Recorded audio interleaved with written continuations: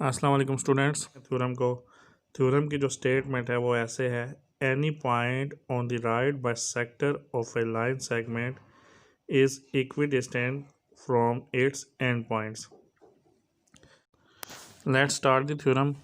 तो बच्चों, आपको सबसे पहले पता है थ्योरम की जो फर्स्ट जो स्टेप है वो आप सबसे पहले डायग्राम बनाते हैं स्टेटमेंट को देखते हुए। तो स्टेटमेंट के अंदर जो गिवन पोर्शन है उसको देखते हुए आप डायग्राम बनाएंगे। तो सबसे पहले यहाँ पे दो चीज़ें गिवन है। एक है कि आपके पास एक लाइन सेगमेंट है और एक है कि लाइन सेगमेंट का राइट बाय सेक्टर है। ठीक है, सबसे पहले हम क्या करते हैं, लाइन सेगमेंट बना लेते हैं। तो हम ड्रा करेंगे लाइन सेगमेंट ए बी।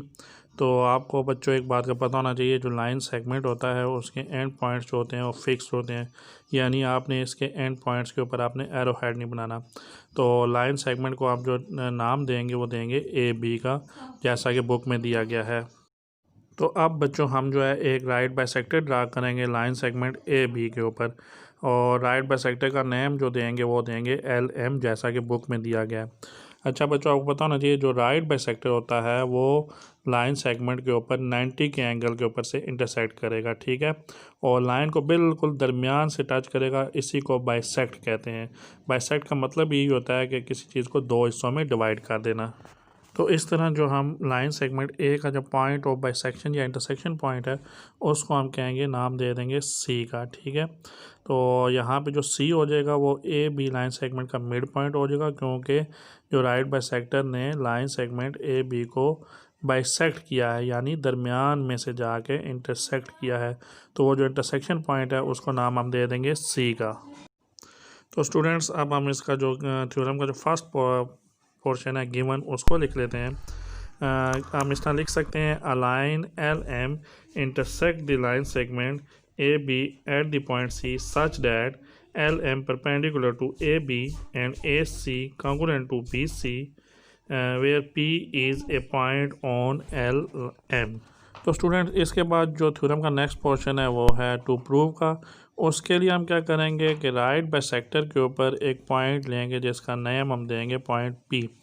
अब हमने जो पॉइंट पी लिया है इसको हमने प्रूव ये करना है कि ये जो पॉइंट पी है लाइन सेगमेंट के जो एंड पॉइंट्स हैं ए और बी, ये इनसे बराबर फासले के ऊपर है। तो स्टूडेंट्स, हम जो थ्योरम का नेक्स्ट पार्ट है टू प्रूव का, उसके अंदर लिख सकते हैं line segment P A congruent to line segment P B. Students, आपने एक बात याद रखनी है कि जब भी आप थ्योरम प्रूव करते हैं तो कुछ पोर्शन आपको गिवन में होता है, कुछ पोर्शन आपको बता दिया जाता है कि आपने प्रूव क्या करना है, और रिक्वायर्ड रिजल्ट तक पहुंचने के लिए आपको कुछ कंस्ट्रक्शन डायग्राम के ऊपर खुद करनी पड़ती है। फिर उसको सामने रखते हुए आपने जो है वो रीजनिंग और स्टेटमेंट्स के ज़रिए आप थ्योरम को प्रूव करते हैं। तो यहाँ पे जो नेक्स्ट पोर्शन कंस्ट्रक्शन का आता है थ्योरम का, उसमें हम कंस्ट्रक्शन में क्या करेंगे, जो पॉइंट पी है और इसको हम जो है लाइन सेगमेंट के एंड पॉइंट यानी ए और बी के साथ ज्वाइन करेंगे। तो स्टूडेंट, जब हम पॉइंट पी को ए और बी से ज्वाइन करेंगे तो आपके सामने आप देख सकते हैं आपको दो ट्राइंगल्स मिलेंगी। ठीक है, एक ट्राइंगल राइट बाय सेक्टर के लेफ़्ट साइड पे है जिसका नाम हम कह सकते हैं ए पी और सी है। ठीक है, और second triangle right by sector के राइट साइड पे है जिसे हम कह सकते हैं बी पी एंड सी। ठीक है, तो अब हमारा टारगेट ये है कि हमने इन दो ट्राइंगल्स की मदद से ये प्रूव करना है कि जो पॉइंट पी है वो इक्वी डिस्टेंस है ए और बी से। तो इसके लिए हम क्या करते हैं, दोनों ट्राइंगल की क्रॉसपॉन्डेंस लेते हैं। अब यहाँ पे आ जाता है क्रॉसपॉन्डेंस क्या चीज़ है, इसके बारे में भी आपको पता होना चाहिए। अगर आपको नहीं पता तो इस क्रॉसपॉन्डेंस के ऊपर भी, ट्रायंगल की क्रॉसपॉन्डेंस से रिलेटेड मैंने एक वीडियो बनाई है, उसका लिंक भी जो है मैं आई बटन के अंदर दे रहा हूँ, आप उसको भी जाके देखें और आपको बड़ा इजीली समझ आ जाएगा क्रॉसपॉन्डेंस ट्रायंगल्स की क्या होती है। तो यहाँ पे मैं आपको ये बताता चलूँ कि हमने दो ट्रायंगल की क्रॉसपॉन्डेंस लेनी है। क्रॉसपॉन्डेंस से मतलब ये होता है कि आपने कंपेयर करना है दोनों ट्रायंगल्स की साइड्स को और एंगल्स को। ठीक है, उनमें से कोई सी भी 3 कंपोनेंट्स हैं दोनों ट्रायंगल के, चाहे वो साइड्स हों या एंगल्स हों, उनको हमारा टारगेट है कि हम उनको इक्वल प्रूव करेंगे, और जब इक्वल प्रूव कर लेंगे तो दोनों की दोनों ट्रायंगल्स भी इक्वल हो जाएंगी। तो इससे हम अपने रिक्वायर्ड टारगेट तक पहुंचते हैं। तो चलें अब हम स्टार्ट करते हैं थ्योरम का जो सेकंड लार्जेस्ट पोर्शन है। तो बच्चों मैं चाहता हूँ कि और रीज़न का ये तो उसको हम थ्योरम का ये स्टार्ट वाला करते हैं। पोर्शन बहुत अच्छे तरीके से समझ आए। इसके लिए मैं जो शेप है उसको कलर कर लेता हूँ। कलर फिल कर लिया मैंने। एक ट्रायंगल को मैंने येलो कलर से फिल कर लिया और सेकंड वाली ट्रायंगल को मैंने ब्लू कलर से फिल कर लिया, ताकि जब मैं अब आपके सामने क्रॉसपॉन्डेंस लूँगा तो आपको इजीली समझ आ सके। तो स्टूडेंट्स आपको यहाँ पे नज़र आ रहा है कि जो येलो कलर वाली ट्रायंगल है उसके कॉर्नर पॉइंट्स हैं ACP, और ब्लू वाली के जो कॉर्नर पॉइंट हैं वो हैं BCP। तो यहाँ पे जब हम अब प्रूफ में जो नीचे टेबल बनाएंगे उसके 2 कॉलम्स बना लेंगे। फर्स्ट कॉलम के अंदर हम लिखेंगे स्टेटमेंट्स, और फिर उसकी रीजनिंग आगे उसी के सामने जो है रीज़न लिखेंगे। तो सबसे पहले हम यहाँ पे कॉलम में क्या लिखेंगे कि स्टेटमेंट्स के नीचे के 2 ट्रायंगल्स हैं आपके सामने जिनकी क्रॉसपॉन्डेंस लेंगे। तो ये जो एरो हेड है, जो दरमियान में एक लाइन सेगमेंट है जिसके दोनों साइडों पे एरो हेड है, इस वाली लाइन सेगमेंट को और एरो हेड के साथ जो है इसको बोलते हैं क्रॉसपॉन्डेंस। ठीक है, तो ये क्रॉसपॉन्डेंस का सिंबल है। तो यहाँ पे हम अब क्या लिखेंगे, ट्रायंगल ACP क्रॉसपॉन्डेंस ट्रायंगल BCP। तो अब बच्चों हमारा टारगेट है कि हम इन दोनों ट्रायंगल्स की कोई सी 2 साइड्स और कोई एक एंगल जो है वो हम इक्वल प्रूव कर लें, और उसके बाद हम अपने रिक्वायर्ड रिजल्ट तक पहुंच सकेंगे। तो हमें ये तो पता है बच्चों कि ये जो पॉइंट C है ये लाइन सेगमेंट का मिड पॉइंट है। ये हम ऊपर से ये चीज़ प्रूव करके यहाँ तक आए, और ये गिवन था थ्योरम के अंदर। C जो है मिड पॉइंट है, तो इसका मतलब हुआ जो C से A तक का डिस्टेंस है और C से B तक का डिस्टेंस है ये बराबर डिस्टेंस होगा।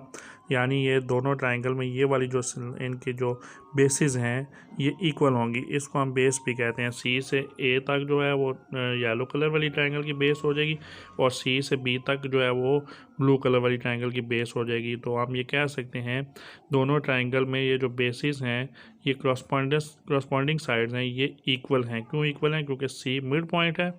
अगर ये C मिड पॉइंट है तो इसका मतलब है इन C से A तक का डिस्टेंस और C से B तक का डिस्टेंस इक्वल होगा।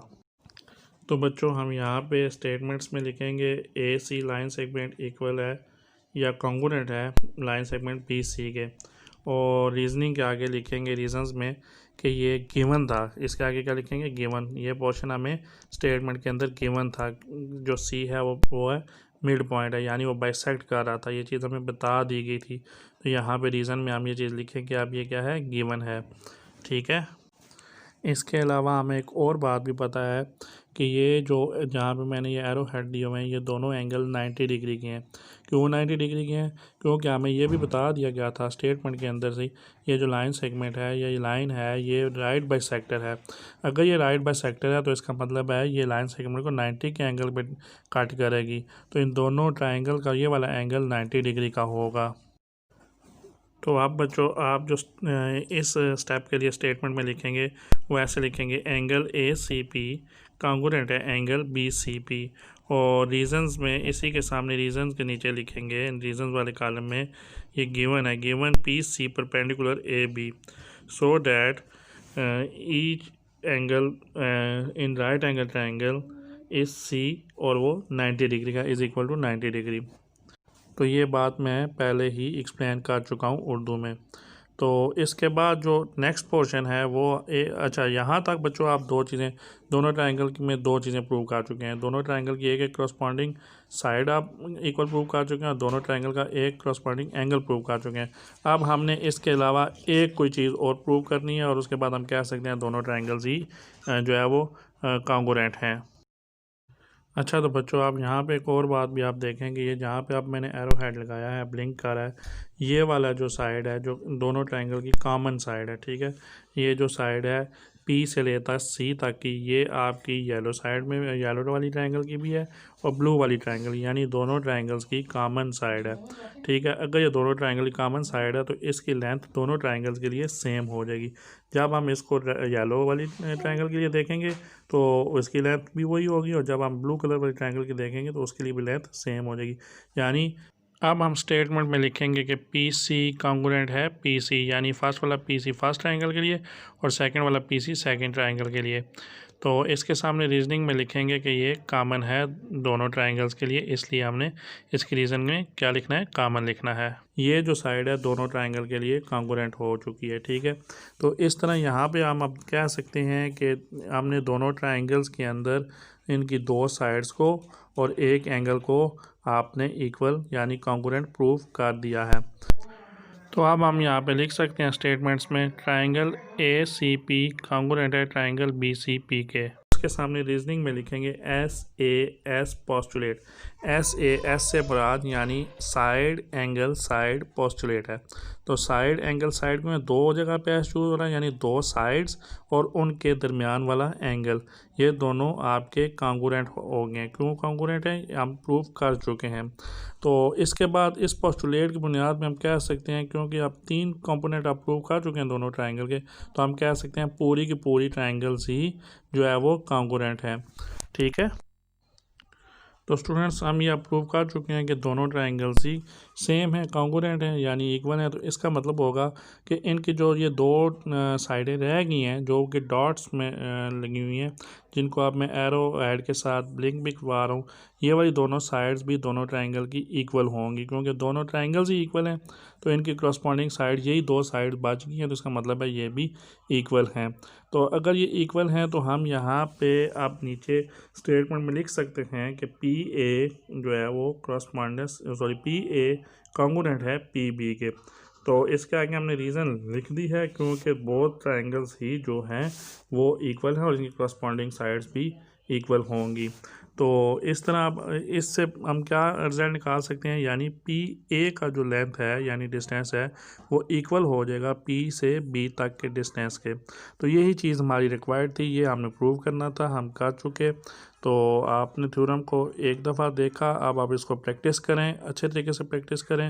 ये थ्योरम मोस्ट फेवरेट है इस दफ़ा पेपर में आने के लिए, तो इसको अच्छे तरीके से प्रैक्टिस करें। वीडियोस अच्छी लगी हैं तो शेयर करें, और और लेक्चर भी मैं जो है इसी चैनल के ऊपर अपलोड करूँगा। चैनल को सब्सक्राइब कर लें और जब नए लेक्चर आएँ तो उनको भी आप देखें और समझें और अपने मार्क्स में इम्प्रूवमेंट लाएँ। शुक्रिया।